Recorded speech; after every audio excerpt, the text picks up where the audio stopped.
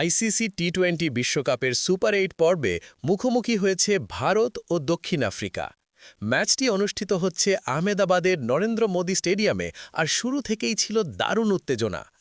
প্রথমে ব্যাট করতে নেমে দক্ষিণ আফ্রিকা শুরুতে কিছুটা চাপে পড়লেও মিডল অর্ডারের দারুণ লড়াইয়ে তারা বড় সংগ্রহ করে। বিশেষ করে ডেভিড মিলারের ঝড়ো ব্যাটিং ইনিংসকে এগিয়ে নেয়।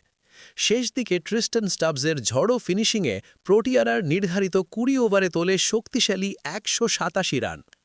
ভারতের হয়ে শুরুতে বুমরা ও আর্শদীপ সিং উইকেট এনে দিলেও মাঝের ওভারে রান আটকাতে পারেনি বোলাররা। ফলে ভারতের সামনে দাঁড়ায় বড় লক্ষ্য। জবাবে ব্যাট করতে নেমে ভারত শুরুতেই বড় ধাক্কা খায়। ওপেনার ঈশান কিষান ০ রানে আউট হন, আর দ্রুত কয়েকটি উইকেট পড়ে যায়। ফলে ম্যাচের শুরুতেই চাপে পড়ে যায় ভারতীয় দল।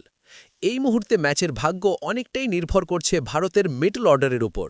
যদি তারা বড় জুটি গড়তে পারে তাহলে ম্যাচে ফেরার সুযোগ থাকবে, নইলে ম্যাচটি দক্ষিণ আফ্রিকার দিকেই ঝুঁকে যাবে।